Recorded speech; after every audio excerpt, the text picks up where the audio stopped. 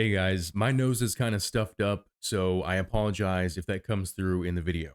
So today I'm reviewing the film Oppenheimer. Oppenheimer is a great biopic by Christopher Nolan that spares no expense when it comes to practical and special effects, writing, and of course the staggering level of talent. I won't be commenting on or comparing the Barbie movie to Oppenheimer. I really don't understand people's willingness to sit through and compare these two films just for the meme, and I otherwise have no interest in seeing Barbie. Although I knew about as much background information on Oppenheimer as the average person, through some cursory research I did after seeing the film, I discovered that Oppenheimer was historically accurate to the extreme, even when it came to his real life affairs. Though the number of affairs he had, as well as his scientific achievements that were given attention, were reduced to fit in the already 3-hour film. Now, when I saw the movie, unfortunately, the theater that I was in had a broken AC, which sucked. But in terms of the 3-hour runtime, I think it's definitely worth it. This is a movie that I was totally engrossed in.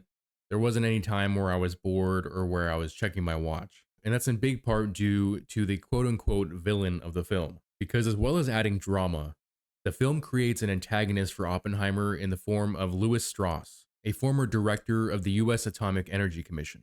Lewis Strauss in the film and in real life controversially led the US government to question the loyalty of Robert Oppenheimer, who for a time became ostracized until it came out in Strauss's confirmation hearing for Secretary of Commerce that he influenced Oppenheimer's security clearance investigation in order to vilify Oppenheimer in the eyes of both the US government as well as the scientific community after a slight he received by the former in the political sphere years prior. Both in the plot and in real life, Strauss's actions led not only to his confirmation being denied, but for him to spend the rest of his life being seen as the villain of the story. This is probably my favorite role that Robert Downey Jr. has ever had in terms of his acting ability. He was absolutely amazing. And while I think he was perfectly cast as Tony Stark in the MCU, I don't think that that role is necessarily a good gauge for his acting ability. I think he got lucky in that the Iron Man scripts were written with Robert Downey Jr. in mind. The man himself even mentions in an interview that his acting skills were lacking after having played Tony Stark for so long. He also says that this was the best movie that he's ever been in, and I agree with that as well.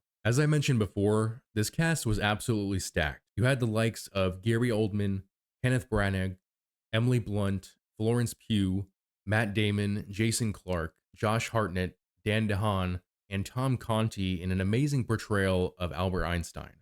And the list goes on. But let's talk about the titular character, Robert J. Oppenheimer, the father of the bomb.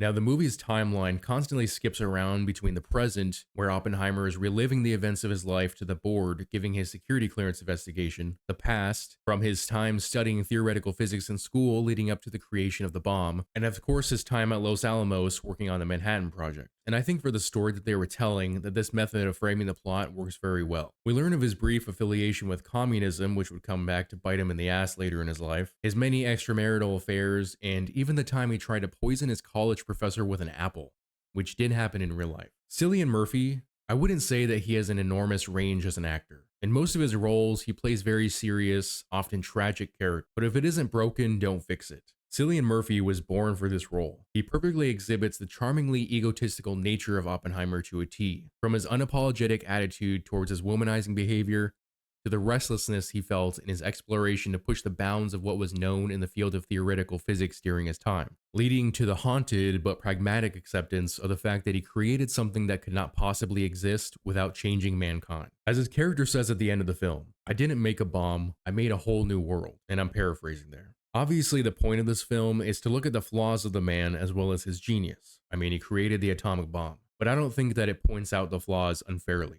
Oppenheimer's integrity as a scientist is often mentioned by his colleagues, but when questioned during a very chilling interview with an army investigator, Oppenheimer throws his friends under the bus to protect himself and his reputation. Now, in my eyes, he seems to do this not because protecting his reputation is important in and of itself, but because his reputation was supposed to allow him to have one hand on the wheel when it came to nuclear policy in the US. Though his affairs and the betrayals of his friends do come to light, I think history does shine more favorably than not on the father of the bomb in the modern day. Though it's unfortunate that he didn't live long enough to see it. If what the world knows about Robert Oppenheimer is true, then I believe he did what he thought was right. In the film, he constantly fights against the growth of a nuclear arsenal as well as the need for thermonuclear weapons, but it's pragmatic when it comes to building atomic weapons in the first place in order to stop the Axis powers. The one thing I find strange about Oppenheimer and his morality is how he was portrayed in his relationship with women.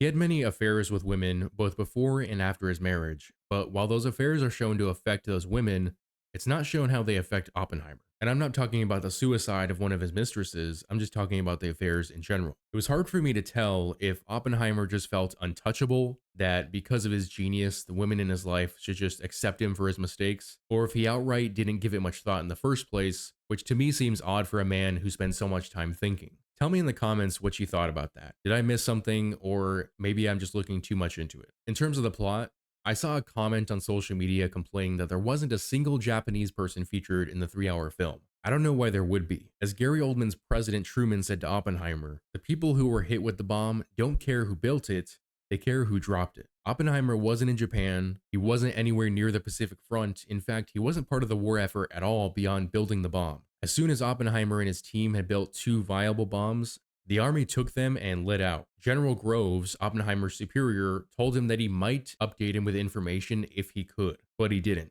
The 4,000-man Los Alamos team, who worked for years on that bomb, only found out about its use when everybody else did in the news. Keep in mind, this isn't a World War II film. This is a historical biopic about Robert Oppenheimer. If the movie was about Japan in the aftermath of the bombs being dropped, I wouldn't have expected to see Oppenheimer in that film. Hell, in the history of World War II films, Oppenheimer is very rarely featured as a character, even in the films that show the atomic bombs being dropped. Though there were plenty of scenes where Oppenheimer, due to his anxiety over the bomb, had hallucinations in which he saw the world catching fire and in one instance even saw a charred corpse. So it's not like he wasn't plagued with guilt by what he had created, it's just that Japan wasn't the focus of the film. And this also isn't a war movie. This is about scientists, the unsung heroes, though many would say that they were unsung for a reason, as well as having built something that changed the world in such a dramatic way. It's not as sexy to talk about the science nerds who built a bomb far away from the front as it is to talk about the soldiers who were fighting. There was also someone who said that this was like an Avengers film, but for nerds. I mostly agree with that. Where I don't agree is that I'm sure, just like myself, there are many who aren't into science, but still thought it was cool to see all those great minds come together and change history. And because I'm into history, this is probably my favorite Christopher Nolan film ever. I'm not in the camp of people who think that if you get really into Nolan films, it's because you're a pretentious film purist, nor am I in the camp who thinks you need to have a certain level of intelligence to really get one of Christopher Nolan's films. I think his Dark Knight trilogy did a lot of good for comic book films. I think Inception is incredibly overrated. Interstellar was pretty good. Dunkirk, another history film, I obviously enjoyed. And his latest film, Tenet, was pretty boring.